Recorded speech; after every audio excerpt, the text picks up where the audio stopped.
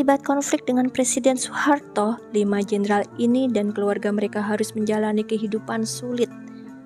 Meski cenderung menghindari konflik terbuka, Soeharto beberapa kali terlibat konflik baik sejak masih jadi anggota TNI maupun setelah jadi presiden.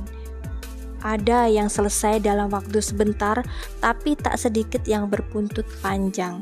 Soeharto tak segan-segan menghabisi lawannya, bukan hanya urusan profesi yang disikat, The Smiling General, bila mengalahkan lawannya, tapi juga wilayah pribadi mereka.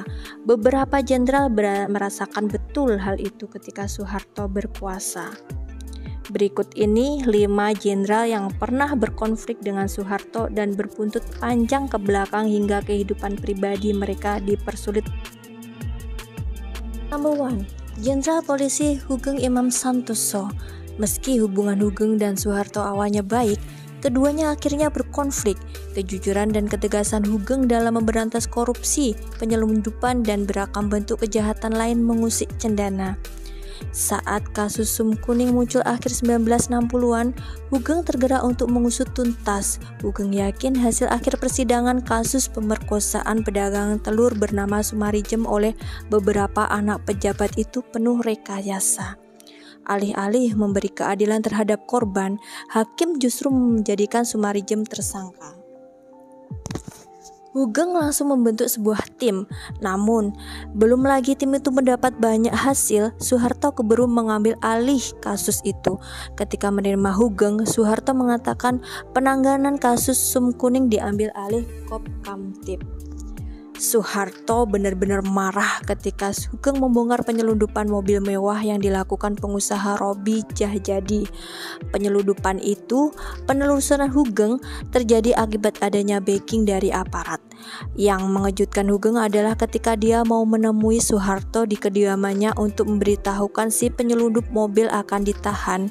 Ternyata si penyelundup mobil tersebut sedang bertemu dan berbincang-bincang dengan Soeharto. Tulis Aris Santoso dan kawan-kawan dalam Hoegeng, oase menyejukkan di tengah perilaku koruptif para pemimpin bangsa. Hoegeng yang sejak itu tak pernah percaya lagi Soeharto dicopot dari jabatannya tak lama kemudian. Dengan tegas dia menolak tawaran basa-basi Soeharto berupa jabatan duta besar. Keduanya kembali berkonflik ketika Hoegeng bergabung dengan Petisi 50. Kelompok itu aktif mengoreksi penyelewengan Orde Baru karena menafsirkan sepihak Pancasila untuk kepentingannya dan menuduh pihak dengan tafsir Pancasila beda sebagai anti-Pancasila. Hoegeng langsung kena cekal, kehilangan hak politik dan dilarang tampil publik. Hal itu membuat banyak orang jadi takut mendekati Hoegeng. Suatu ketika, seorang pengusaha sampai membatalkan rencana pembelian lukisan karya Hoegeng karena di lukisan itu tertera inisial nama yang pelukis. Pengusaha itu sempat meminta Hoegeng menghapusnya, tetapi ditolak. Number 2, Jenderal TNI Ahmad Nasution. Selaku atasan Soeharto di Angkatan Darat, Nasution punya hubungan pasang surut dengan juniornya itu. Konflik keduanya bermula ketika Nasution selaku Kasat mengetahui Soeharto atau Panglima TT7 di Ponorogo melakukan penyelundupan beberapa komoditas bersama pengusaha Lim Siong Lin, Bob Hasan, dan Tek Chong. Soeharto hampir dipecat Nasution sebelum akhirnya ditolong WA Kasat Jenderal Gatot Subroto.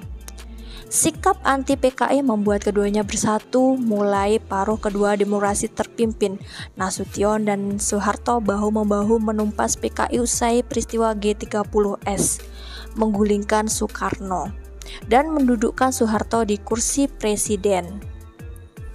Namun, duduknya Soeharto di kursi presiden justru membuat hubungannya dengan Nasution kembali memburuk. Soeharto membubarkan MPRS yang dipimpin Nasution pada 1972.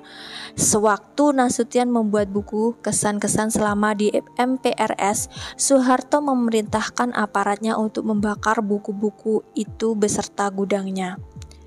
Gerak-gerik Nasution terus diawasi dan dibatasi aparat. Selain khotbah Jumat, Komkaptib juga melarang Nasution pidato di kampus-kampus. Menurut keterangan dari beberapa mahasiswa, mereka selalu dipersulit bila mana mengundang Pak Nasution untuk berbicara, tulis Bakri Agetialian dan Tatang Sumarsono dalam Ahas Nasution di masa Orde Baru. Lebih jauh, Komkaptib melarang media massa memuat tulisan-tulisan Pak Nas sapaan Nasution. Kesulitan Pak Nasution bertambah setelah dia bergabung di kelompok Petisi 50, kelompok berisi politisi senior dan purnawirawan jenderal yang berupaya mengoreksi pemerintah Orde Baru yang dianggap telah melenceng dengan tafsir sepihak atas Pancasilanya. Komkaptib langsung mencabut hak politik para anggota Petisi 50 dan mencekal atau cegah dan tangkal mereka.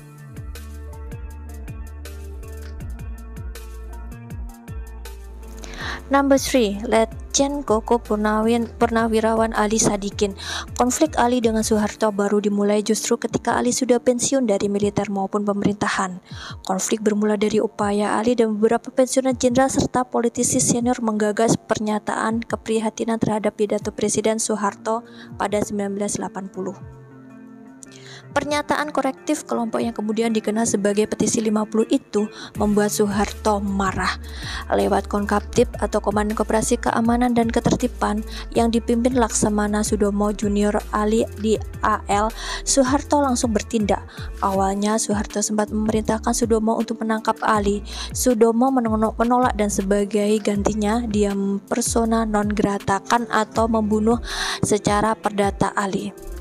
Sama seperti penandatanganan petisi 50 lainnya, Ali langsung kena cekal. Saat hendak mengantarkan istrinya berobat ke Belanda tahun 1986, dia dihalangi imigrasi.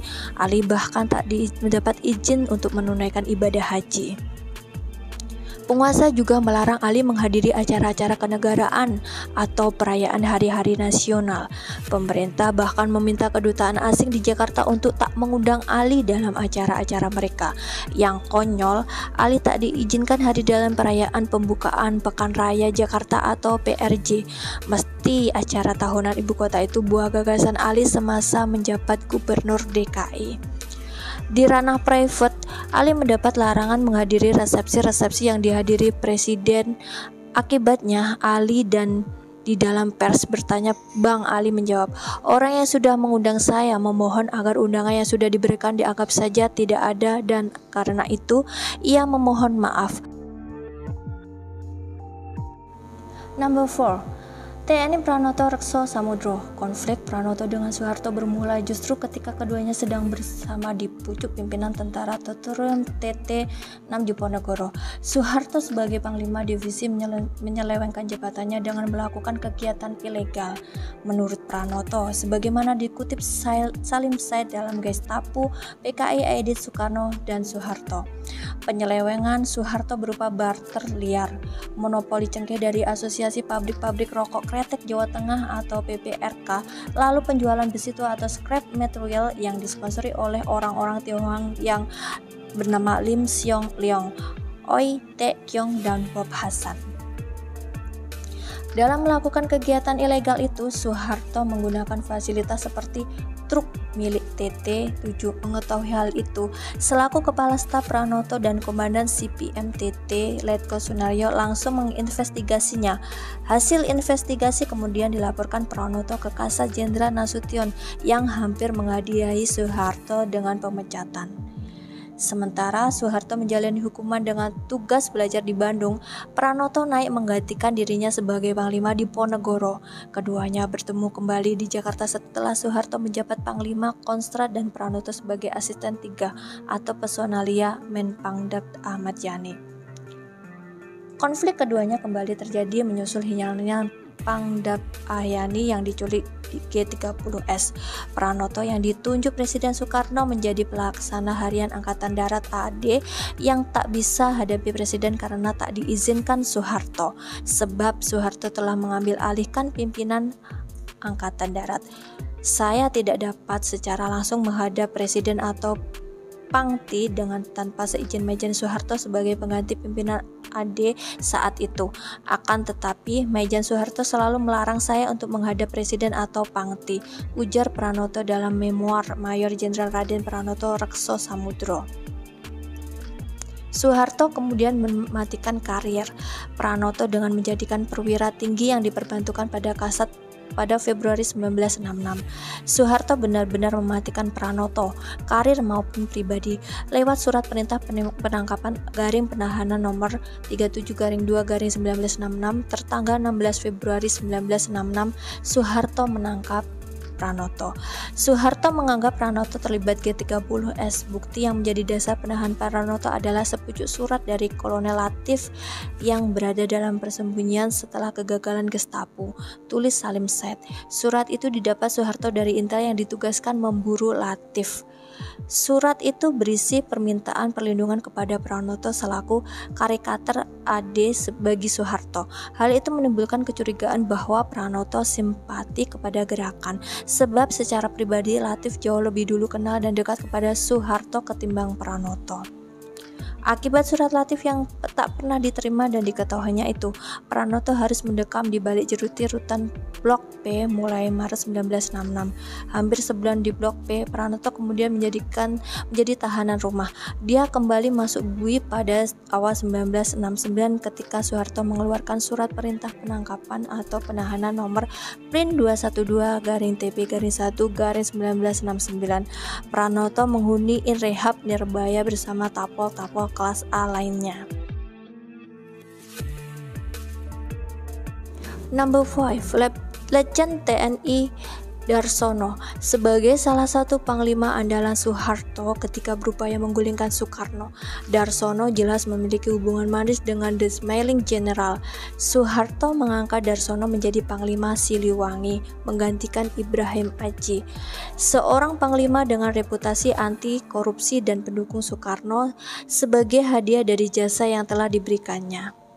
Konflik Darsono dengan Soeharto baru terjadi ketika Soeharto sudah 10 tahun menjabat presiden dan Darsono menjabat sekretaris jenderal ASEAN. Ketika berpidato di depan eksponen 66 di Bandung, Januari 1976, Darsono melontarkan kritik terhadap pemerintah Cum Abri yang dinilainya makin melenceng. Kritik Darsono langsung menuai kemarahan penguasa. Kemarahan itu semakin bertambah karena Darsono enggan mengabulkan tuntutan permintaan maaf dari pemerintah. Akibatnya, Darsono pun mesti kehilangan jabatan di Setjen ASEAN. Namun, alih-alih berupaya menjadi jinak, Darsono justru makin membuat penguasa berang lantaran bergabung dengan Forum Studi dan Komunikasi atau FOSCO TNI AD yang mengambil sikap kritis terhadap penguasa. Setelah FOSCO dibubarkan pemerintah, Darsono mendekat kepada petisi 50. Meski tak menjadi anggota, hal itu makin membuat penguasa benci. Terlebih Darsono makin dekat dengan kalangan Islam. Setelah Darsono dan 22 tokoh mayoritas anggota petisi menandatangani pernyataan gugatan terhadap pembantaian kalangan Islam oleh Abri dalam peristiwa Tanjung Priok, pemerintah lewat plot jangganya langsung menangkap dia pada 8 November 1984 dan memeja hijaukannya. Darsono dituduh terlibat dalam komplotan Islam garis keras yang meledakkan BCA di Jakarta Kota.